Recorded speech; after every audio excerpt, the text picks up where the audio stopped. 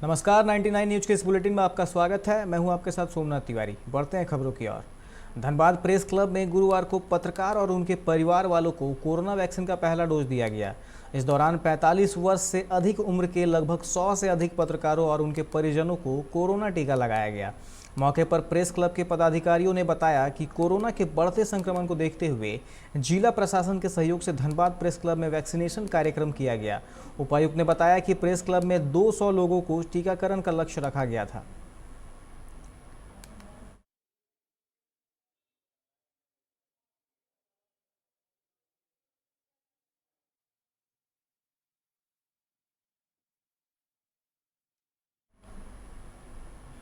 धनबाद के सदर अस्पताल में निर्माणाधीन 7 बेड वाले आईसीयू वार्ड का डीसी उमाशंकर सिंह ने आज निरीक्षण किया।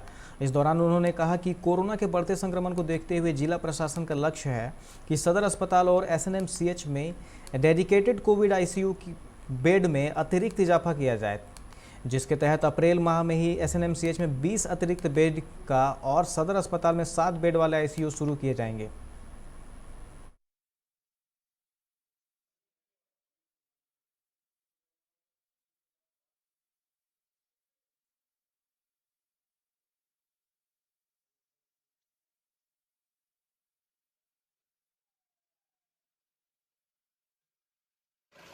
है कोरोना संक्रमण की, उसको ध्यान में रखते हुए हम लोगों ने सदर हॉस्पिटल के न्यू जो सदर हॉस्पिटल है वहाँ पे भी 60 बेड का हम लोगों ने एक आईसीयू बनाने का निर्णय लिया है और उस पर अभी पिछले 2 दिन से लगातार दिन रात काम चल रहा है। उम्मीद है कि 22 या 23 अप्रैल इस माह तक हमारी 60 बेड की और आईसीयू रेडी हो जाएगी। इसके अलावा हम लोग यह भी सोच रहे हैं कि पीएमसीएच में जो 30 बेड की आईसीयू थी वहाँ पर इसको और 20 बेड बढ़ाने की संभावनाओं पे विचार किया जा रहा है। अभी हम लोग वहीं पे जा रहे हैं देखने के लिए और जिला प्रशासन का ये लक्ष्य है कि आने वाले 7 से 10 दिनों के अंदर हम पर्याप्त संख्या में डेडिकेटेड आईसीयू बेड बनाएं ताकि कोरोना संक्रमित गंभीर जो व्यक्ति हैं उनको बेहतर इलाज दिया जाए। धनबाद में कोरोना के बढ़ते संक्रमण को देखते हुए एसएसपी असीम विक्रांत मिंज ने कई चौक चौराहों पर मास्क जांच अभियान चलाया, जहां कई लोगों से नियमों के उल्लंघन करने पर जुर्माना वसूला गया। शहर के रणधीर वर्मा चौक पर गुरुवार को SSP ADM law and order Chandan Kumar, city SP और राम कुमार, ट्रैफिक डीएसपी राजेश कुमार सहित कई वरीय अधिकारियों ने सैकड़ों वाहनों को रोककर मास्क, हेलमेट, सीट बेल्ट की जाँच की। मौके पर एसएसपी असीम विक्रांत मिंज ने बताया कि कोरोना के दूसरे स्टेज में संक्रमण फैलने का खतरा काफ़ी बढ़ गया है, जिसकी वजह से लोगों में जागरूकता फैलाना जरूरी है। पुलिस लोगों को कोरोना के प्रति जागरूक कर रही है, किसी भी जनता को परेशान करना उनका उद्देश्य नहीं है।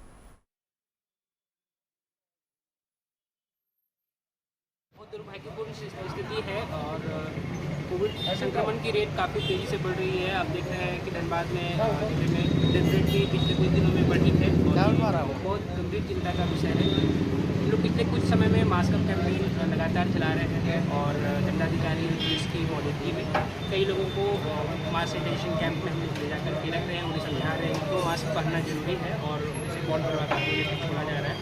लोगों से भी अपील करते हैं कि मास्क जरूर पहनें, लगातार हाथ सैनिटाइजर से साफ करें। अभी जो देख रहे हैं लगातार जो स्थिति बढ़ी है, जो कोविड का ग्राफ बढ़ा है, उसको लेकर के पूरे राज्य में अभियान चल रहा है और धनबाद जिला में भी जो सक्सेस आए हैं उसके आधार पर हम लोग काम कर रहे हैं। उसमें जो सबसे इम्पोर्टेंट है वो है मास्क अप कैंपेन। उसी के सिलसिले में अभी लगातार 3 टीमें हैं जो कि मास्क अप कैंपेन कर रही हैं, जिसमें स्थानीय प्रशासन और पुलिस दोनों की एक टीम, ज्वाइंट टीम झरिया में, धनबाद में, और एक और टीम है, तीसरी टीम जो कि मोबाइल होकर के चेकिंग करती है और मास्क के लिए फाइन भी कर रही है। और जहाँ पर मान लीजिए कोई बहुत गरीब है जिसके पास मास्क नहीं, उसको मास्क भी देने का काम हम लोग कर रहे हैं। बेसिकली पर्पस ये है कि पब्लिक को जागरूक करना है। कोरोना संक्रमण के बढ़ते खतरे को देखते हुए धनबाद पुलिस के द्वारा आज मास्क चेकिंग अभियान चलाया गया है। लोगों को जागरूक भी किया जा रहा है मास्क के प्रति, घरों से जब भी बाहर निकले तो बिना मास्क के ना निकले, सोशल डिस्टेंसिंग का पालन करें। इसके बावजूद भी कई लोग बिना मास्क के शहर में घूम रहे हैं, उनसे कार्रवाई की जा रही है। साथ ही साथ वैसे लोग जो सड़कों पर बिना हेलमेट, पीपल राइड तथा अन्य भी मोटर वाहन अधिनियम के अधिनियमों का उल्लंघन करके पकड़े गए हैं, उन पर भी कार्रवाई की जा रही है। अभी तक लगभग 100 से ज़्यादा वाहनों की जांच की गई है। गढ़वा के बेलचांपा मंझियाओं मेन रोड पर प्रतापपुर मदरसा के पास पिकअप की टक्कर से एक बाइक सवार वासुदेव राम और उसके बेटे राहुल कुमार की मौत हो गई, जबकि उसकी बाइक पर बैठा राहुल का मौसा विपिन राम गंभीर रूप से जख्मी हो गए।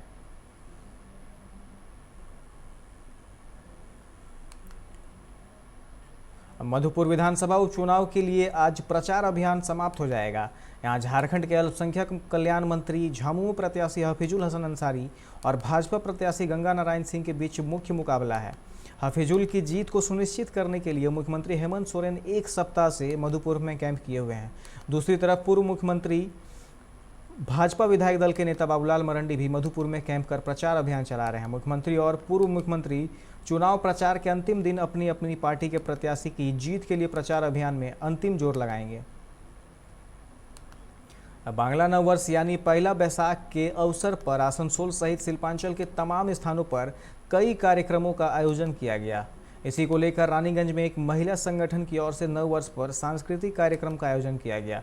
इस संदर्भ में संगठन से जुड़ी ज्योतिका बनर्जी ने कहा कि कार्यक्रम को लेकर एक विशाल शोभा यात्रा निकालने की योजना थी, मगर कोरोना की दूसरी लहर को देखते हुए छोटे रूप में कार्यक्रम का आयोजन किया गया है।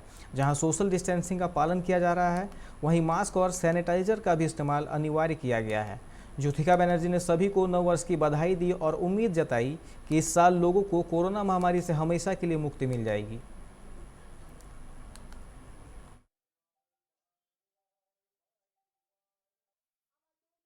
একটা বর্ণাঢ্য শোভাযাত্রার আয়োজন করেছিলাম, কিন্তু আমাদের করোনা পরিস্থিতির সেকেন্ড ফেজ শুরু হয়ে গেছে, তাই আমরা শারীরিক দূরত্ব, স্যানিটাইজার, মাস্ক ইউজ করেই আমরা কোভিডের সমস্ত নিয়ম পালন করেই বর্ষবরণ অনুষ্ঠান করেছি। এই অনুষ্ঠানে আমরা জাতি, ধর্ম, বর্ণ নির্বিশেষে দলমতের ঊর্ধ্বে উঠে আমরা বর্ষবরণ অনুষ্ঠানে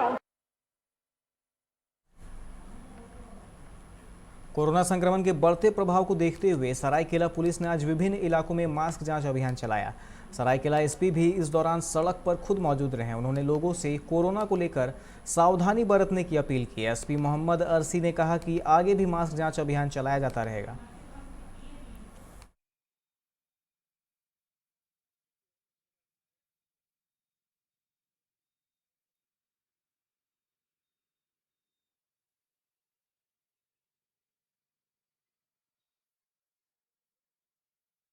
बहुत सारे केसेस आ रहे हैं और बहुत लोगों की अनफॉर्चुनेटली मृत्यु भी हुई है इसमें, इसलिए जो कोविड के नॉर्म्स हैं उसका अनुपालन करना बहुत ज़रूरी है। तो इसी क्रम में आज हम लोग खुद निकले हैं और जगह जगह हम लोगों ने मास्क की चेकिंग का अभियान चलाया है और साथ साथ लोगों से अपील है कि भीड़ भाड़ न लगाएं, मास्क का पालन करें, मास्क पहनें, बाज़ारों में भीड़ न लगाएं और यहाँ वहाँ जिस तरह की व्यवस्था होगी उसको हम लोग बहुत तेज़ी से उसको दुरुस्त कर लेंगे। और लोगों से यही अपील है कि लोग घरों में रहें, मास्क का प्रयोग करें। राजधानी रांची के सहजानंद चौक पर पुलिस के ही दो अलग अलग जवान भिड़ गए। दोनों के बीच खूब मारपीट हुई, धक्का मुक्की हुई, एक दूसरे पर लात और घूंसे भी चले। इस दौरान सहजानंद चौक पर अफरा तफरी का माहौल हो गया, लोगों की भीड़ जुट गई। दो पुलिस वालों की लड़ाई में आम आदमी को बीच बचाव करना पड़ा और दोनों पुलिसकर्मियों को अलग अलग कर झगड़ा बंद कराया गया। लंबे समय तक पुलिसकर्मियों का झगड़ा तमाशा बना रहा। बिना हेलमेट बाइक के पीछे बैठने वाले जवान का नाम किशोर शर्मा है, वह रांची जिला बल में पोस्टेड है, जबकि सहजानंद चौक पर तैनात ट्रैफिक का जवान का नाम राजू कुमार है। इस मामले के सामने आने के बाद अब दोनों कार्रवाई के दायरे में आएंगे। फिलहाल इस मामले की जांच चल रही है।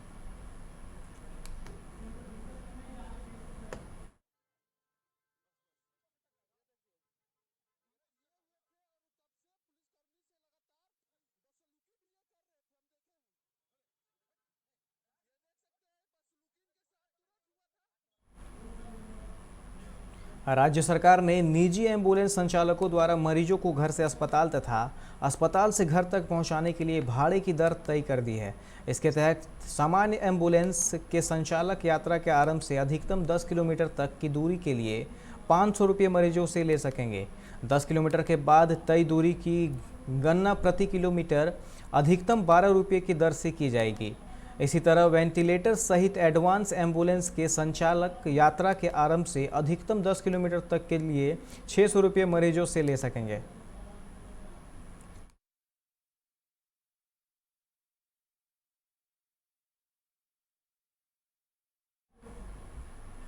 रांची में अब दवा और बेड की किल्लत के बाद अब एम्बुलेंस संचालकों की मनमानी शुरू हो गई है। आपदा की इस घड़ी में प्रशासन की आंखों में धूल झोंक कर ये मजबूर जनता को लूटने लगे हैं। एम्बुलेंस संचालक लोगों को अस्पताल से शमशान घाट पहुंचाने और बॉडी को जलाने तक का पैकेज बताकर 10,000 रुपये वसूल रहे हैं। वहीं इन सब से लापरवाह रांची के जिला प्रशासन के पास इसकी कोई जानकारी नहीं है। वक्त हो चला एक छोटे से ब्रेक का, मिलते हैं ब्रेक के बाद।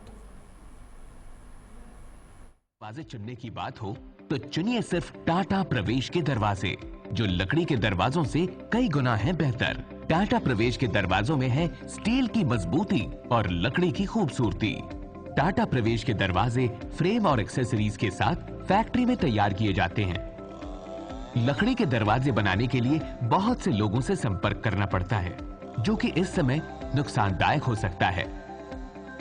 लकड़ी के दरवाजों को लगाने में 8 चरणों से गुजरना और 6 प्रकार के लोगों के संपर्क में आना होता है, जबकि टाटा प्रवेश के दरवाजों का इंस्टॉलेशन केवल 2 चरणों में हो जाता है। बस अपना दरवाजा चुनें, उसका आकार नापें और नो टच डिलीवरी पाएं। इसे हमारी प्रशिक्षित इंस्टॉलेशन टीम द्वारा लगाया जाता है, जो सैनिटाइजेशन प्रोटोकॉल्स का ख्याल रखती है। टाटा प्रवेश के दरवाजे लकड़ी के दरवाजों से कई गुना मजबूत होते हैं और आपके परिवार को सुरक्षित रखते हैं।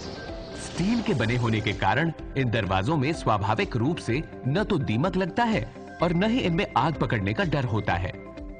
टाटा प्रवेश के दरवाजे मेंटेनेंस फ्री और वेदर प्रूफ होते हैं।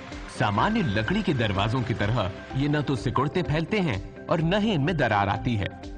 लकड़ी के दरवाजों की गुणवत्ता और उनका टिकाऊपन प्रमाणित नहीं होता, जबकि टाटा प्रवेश के दरवाजे उम्दा फिनिश, कई डिजाइन के और 5 वर्षों की वारंटी के साथ आते हैं। एक बात और, लकड़ी के दरवाजों के लिए जंगलों की कटाई होती है, वहीं दूसरी ओर टाटा प्रवेश के दरवाजे पेड़ों को कटने से बचाते हैं तथा ये 100% रिसाइक्लेबल होते हैं। अब ये आप पर है कि आप अपने घर में कौन सा दरवाजा लगाना चाहते हैं। बेस्ट चुनिए, टाटा प्रवेश के दरवाजों और खिड़कियों को चुनिए।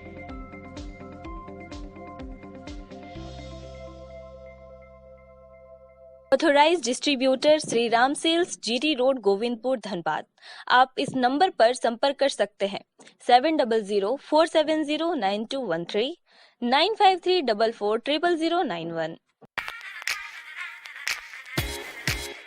Hey, I'm sexy Mr. Brown, a prince who's just been crowned. I can brighten up your day, 'cause I'm so sunny. Hey, I'm sexy Mr. Brown, heading out to town. You can hate me all the way, 'cause I got my honey. And that's not fun in my honey. Makes me sing all night. Na na na na na na na na na.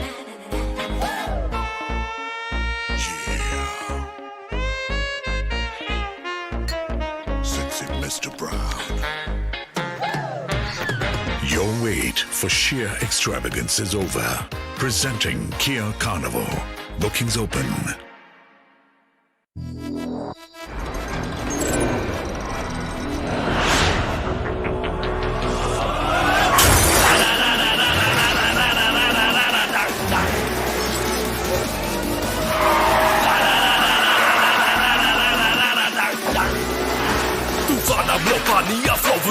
Go into your song, can you catch me? No, can you match me? No, देख मुझे I'll run the roads.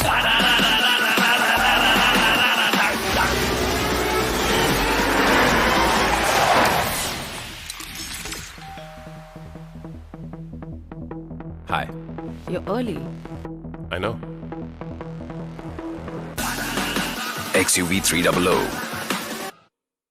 Authorised dealer, model fuels, Dhanbad, Bokaro, Giridih.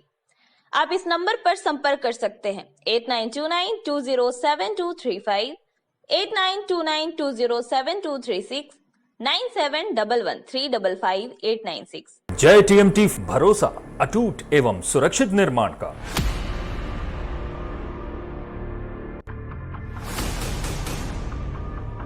भरोसा अटूट एवं सुरक्षित निर्माण का। जय TMT 500D। Break के बाद आप सभी का स्वागत है। बढ़ते हैं अगली खबर की ओर।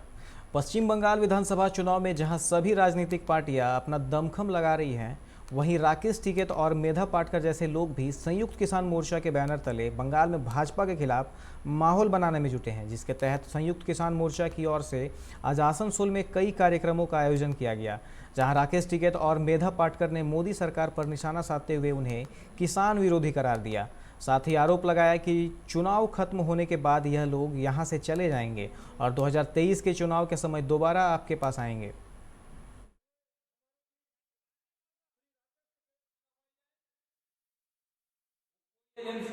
जो महिलाओं पर अत्याचार होता है वो वर्ग भेद, लिंग भेद, जाति भेद, धर्म भेद, सब प्रकार के भेदभाव के आधार पर सरकार खुद कोशिश करती है कि टुकड़े टुकड़े करके समाज के इसलिए होते हैं। इसीलिए उन्नाव के आरोपी कुलदीप सेंगर जी जो चुने हुए जनप्रतिनिधि होते हैं उनको, और ये बहरूपी आपको आकर के कह रहे हैं कि हमको बंगाल में बहुत अच्छा कर देंगे। ये समझ लेना इनका आजादी की लड़ाई में योगदान 0% इस पार्टी का। इनका कोई योगदान आजादी की लड़ाई में नहीं रहा। इस देश को बचाने में इनका योगदान नहीं रहा। इस देश के अभी 7 गांव की जमीन अडानी के लिए ली और 8 गांव के और उसमें डिमार्केशन हो गया। 8 गांव की और जमीन जाएगी क्योंकि वहां पे आंदोलन नहीं है। गुजरात में पार्टी नहीं कोई सरकार चलाती, वहां की पुलिस स्टेट है, वो वहां पे पुलिस कानून है, पूर्ण रूप से पुलिस चलाती है उसको। और गुजरात मॉडल की बात करते हैं, युद्धवीर सिंह वहां पे गए थे, प्रेस कॉन्फ्रेंस में से उठा के बीच में से ही पुलिस ने। आसनसोल दक्षिण विधानसभा से टीएमसी के उम्मीदवार साइनी घोष ने बांग्ला नववर्ष की लोगों को शुभकामनाएं दी। साथ ही हीरापुर के बीसी कॉलेज क्षेत्र में चुनाव प्रचार किया। इसके साथ ही तृणमूल छात्र परिषद ने भी आज सुबह प्रभात फेरी निकाली, जिसमें वो शामिल हुई। साइनी घोष के चुनाव अभियान के दौरान कीर्तन पार्टी ने नाम जाप किया और जुलूस का नेतृत्व किया। इसके साथ ही विभिन्न कार्यक्रमों का आयोजन किया गया। नृत्य और गीतों से भरा एक अनोखा नववर्ष अभियान देखने को मिला।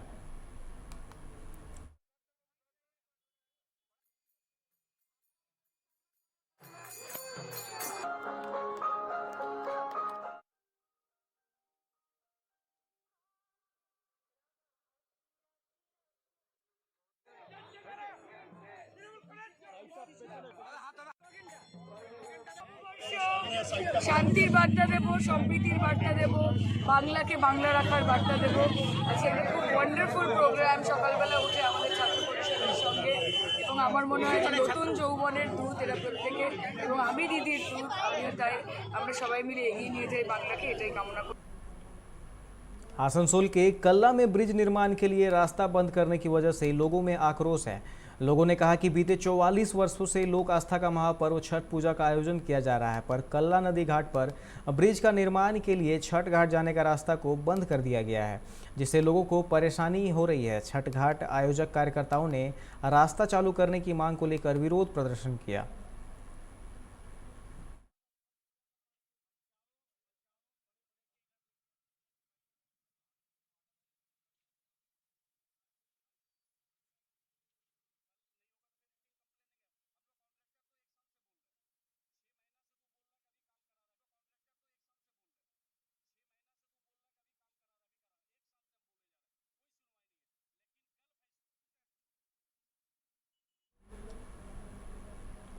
अभी के इस बुलेटिन में फिलहाल इतना ही। अन्य खबरों के लिए आप देखते रहें 99 न्यूज। नमस्कार।